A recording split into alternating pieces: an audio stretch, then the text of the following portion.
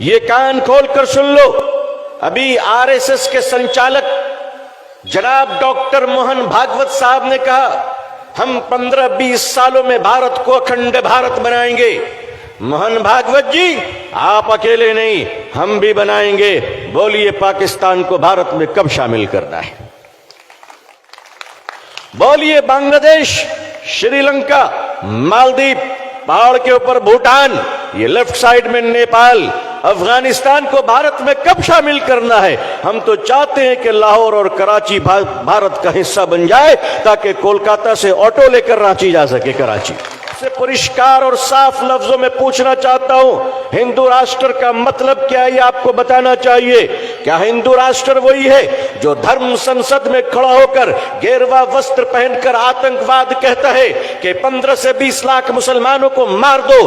क्या हिंदू राष्ट्र वही है कि लखनऊ का एक योगाधारी बाबा कहता है मुसलमानों के घरों में उनकी औरतों की इज्जत लूट दो? मैं उत्तर प्रदेश के सरकार का शुक्रिया अदा करता हूं कि योगी सरकार ने उस पाखंडी को गिरफ्तार किया। आपने बहुत अच्छा काम किया है, बहुत अच्छा काम किया है।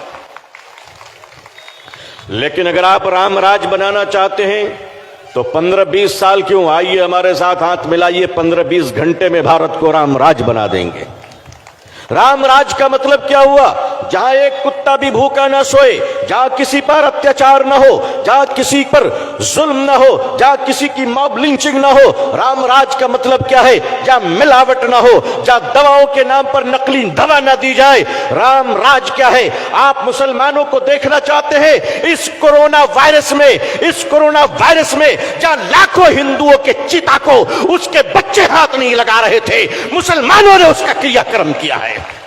ये देश कल भी हमारा था, ये देश आज भी हमारा है।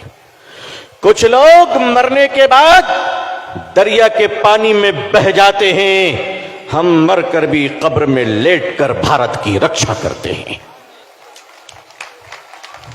तुम्हारे अंतिम संस्कार हम करें, तुम्हारे चिता को अग्नि हम दें, और तुम हमारे घरों को बुलडोजर से तोड़ते हो। भारत संविधान से चलेगा, बुलडोजर से नहीं चलेगा। कि दिलों में अब कोर्ट की इज्जत नहीं है। अरे हमसे पूछो, बाबरी मस्जिद तुमने छीन लिया, हमने सीने पे पत्थर रखकर कोर्ट के फैसले का सम्मान किया है। हम कोर्ट के फैसले मानते हैं तो मस्जिद को भी दे देते हैं, बर्दाश्त कर लेते हैं।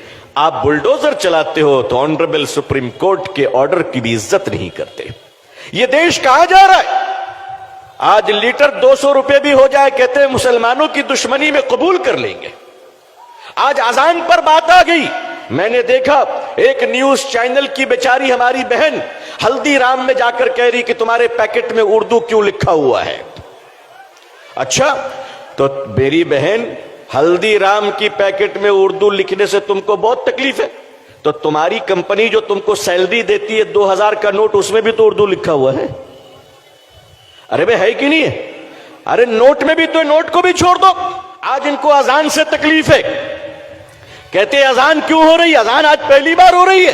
अरे अजान है तो भारत जिंदा है, भारत जिंदा है। और अजान से तकलीफ है तो आज भारत के कई करोड़ हमारे हिंदू भाई अरब के देश में रहते हैं, सुबह से शाम तक अजान सुनते हैं, उनको कोई तकलीफ नहीं होती है। वो अजान सुनते कि नहीं सुनते? वो अजान सुनते, मगर रियाल मिले तो अजान कबूल है, दीनार मिले तो अजान कबूल है, दिरहम मिले तो अजान कबूल है। भारत आते ही पता नहीं कान में अजान से तकलीफ क्यों होने लगती है। भाई, हम तो कहते हैं कि अजान देने से शैतान भागता है ना? हम अजान देंगे, जिसको भागना है भागो। आपका हिंदू राष्ट्र बाबा साहब अंबेडकर के संविधान को नहीं मानता, अगर आपका हिंदू राष्ट्र भारत के वंचित बहुजन समाज, दलित समाज को अगर स्वीकार नहीं करता है, उन्हें सम्मान नहीं देता है, तो भारत का मुसलमान भी ऐसे हिंदू राष्ट्र को स्वीकार नहीं करता है। लो, हम अपने धर्म की भी रक्षा करेंगे और इस देश की भी रक्षा करेंगे, और देश के हिंदू भाइयों से प्यार करते हैं, करते रहेंगे। ये कान खोलकर सुन लो, अभी आरएसएस के संचालक जनाब डॉक्टर मोहन भागवत साहब ने कहा हम 15-20 सालों में भारत को अखंड भारत बनाएंगे। मोहन भागवत जी, आप अकेले नहीं, हम भी बनाएंगे। बोलिए पाकिस्तान को भारत में कब शामिल करना है? बोलिए बांग्लादेश, श्रीलंका, मालदीव, पहाड़ के ऊपर भूटान, ये लेफ्ट साइड में नेपाल, अफगानिस्तान को भारत में कब शामिल करना है? हम तो चाहते हैं कि लाहौर और कराची भारत का हिस्सा बन जाए, ताकि कोलकाता से ऑटो लेकर रांची जा सके, कराची। आप कहते हैं अखंड भारत, मुसलमान